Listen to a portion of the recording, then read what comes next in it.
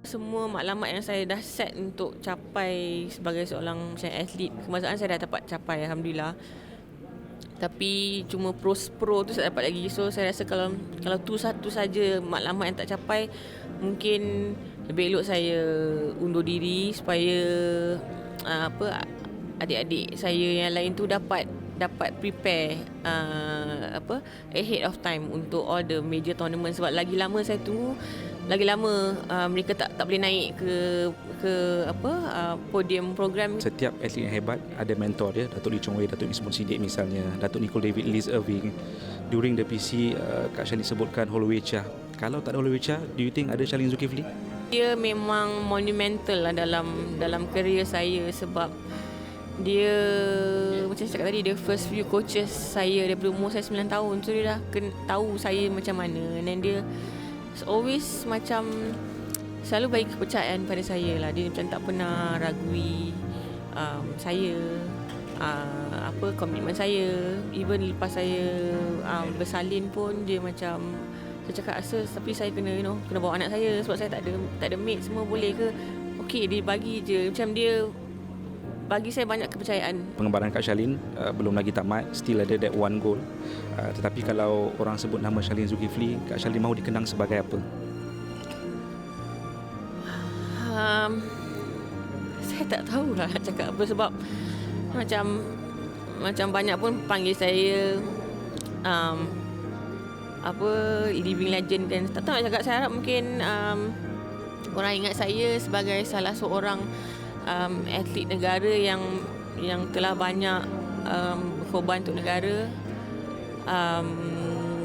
telah berikan, every time saya compete, berikan 200%. Sebab saya rasa orang kadang-kadang kalau kita kalah atau menang, mesti semua orang nak menang kan, orang pun tengok. Tapi saya rasa orang tahu bila saya kalah tu memang saya dah bagi 200%. Dan saya rasa tu salah satu benda yang orang hargai lah, saya rasa. Saya harap I've been able to make a difference for my sport, bowling, di Malaysia, di Asia dan di dunia. Saya harap saya dapat continue to give back to my sport lah, sebab bowling and sport has given me so much. Yeah. Shalin, terima kasih untuk 3 dekad untuk Malaysia. Ada satu lagi misi, Malaysia mendoakan agar ia menjadi satu realiti. Shalin Zulkifli, Ratu Tempion Bowling Negara, semestinya living legend. Sementara itu, ini pula reaksi suami Shalin, Azidi Amiran, dan anaknya Alia Azidi bila ditanya tentang pelan selepas persaraan Shalin. Future tu insyaAllah kita akan fikir kemudian. Sekarang I just want her to just macam betul-betul clear her mind, and then lepas kita dah macam dapat satu masa yang macam okey, Kak Shalin dah boleh macam start untuk fikir future dia, then baru kita start planning balik. Tapi memang planning tu dah ada, tapi for now saya tak nak kacau dia, saya nak biar betul-betul dia relax dululah. Planning untuk tambah satu lagi ke tu, Bang? Planning untuk tambah satu lagi, actually I dah kacau dia sejak 5 tahun yang lepas. Dan anak saya pun sampai setakat bila pergi shopping mall pun dia tanya, "Papa, can I bring the baby home?" Saya cakap, baby tak boleh ambil-ambil je. Kita kena Last time pun ada satu time tu mak dia was away for, I think kalau tak silap, 1 whole month kat States. So memang dugaan jugalah time tu saya seorang make sure dia pergi sekolah, ambil dia dari sekolah. Dari segi makan minum tu memang, sorry tu saya tak teratur sangat.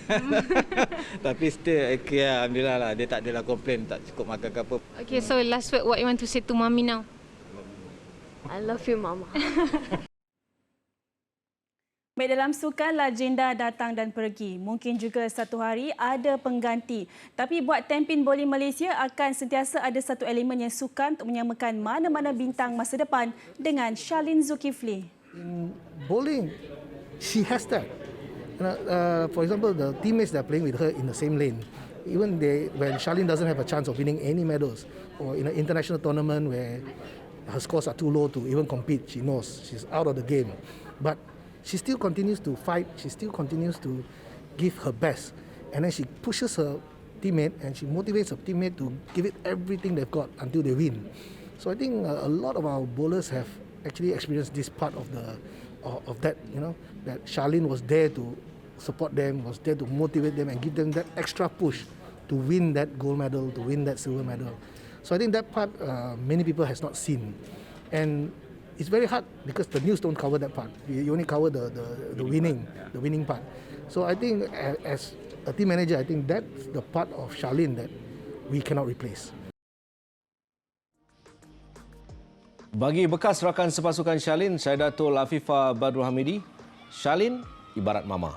Walaupun belum boleh terima pesaraan ini, Afifah bangga kerana sempat beraksi dan berlatih bersama idolanya dalam skuad kebangsaan. Okay, at first baca pun daripada paper juga, terkejut of course, sebab I ingatkan Kak Charlene akan maintain until SEA Games or Asian Games. Sebab I rasa Kak Charlene boleh lagi beat Nurul Huda punya record. But maybe Kak Charlene ada sebab tertentu kenapa dia retire lah. So at first memang terkejut lah. Itu je reaksi Mifa. Kak Charlene ni macam mama tau dekat dalam team. Dia bukan jadi cakap, dia macam mama. Kadang-kadang kita travel luar, Kak Charlene masak.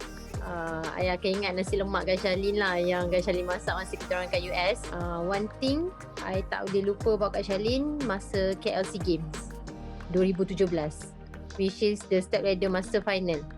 Kak Charlene dia come back dengan injury dia. Before that dia ada time yang dia tak training sebab dia injured. So Kak Charlene dikecualikan daripada training. So dia buat dia punya rehab, physio. So after that Kak Charlene come back and dia menang gold medal. So itu luar biasa Kak Charlene lah. Hi Kak Charlene, I nak cakap dekat Kak Charlene, thank you so much for all your contributions to the country. I tak tahu berapa banyak medal or trophy dah Kak dah menang.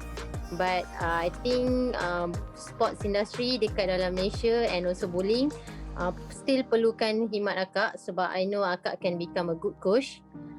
So I wish you all the best dekat luar sana. Hopefully kita boleh kerjasama sama-sama lah since dua-dua dah retire sekarang kan. Bagaimana pula penghargaan yang diterima Charlene sepanjang bergelar atlet? Charlene pernah dinobat olahragawati kebangsaan sebanyak 5 kali sama dengan legend Nurul Huda Abdullah. 1994 antara tahun bertuanya di mana Charlene turut menerima anugerah Olympian dan muncul pemain termuda dan pemain tempatan pertama yang menang terbuka wanita. Sehingga kini Charlene adalah satu-satunya atlet Malaysia yang berada di Hall of Fame bowling antarabangsa. Dan persaraan Charlene turut dirasakan rakan media terutama sekali di Sukan Asia 2010. I have seen Charlene in her greatest moment. I've seen Charlene behind a defeat as well.